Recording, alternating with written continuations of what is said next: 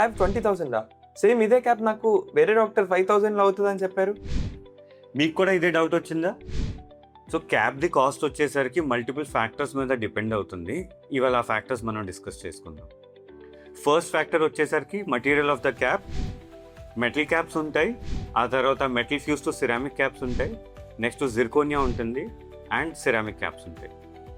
Second factor వచ్చేసరికి మనం ఏ ల్యాబ్లో చేపిస్తున్నాం, ఎంత వారంటీది టీత్ తయారు చేపిస్తున్నాం, దాని మీద మనది ప్రైసింగ్ వేరీ అవుతుంది.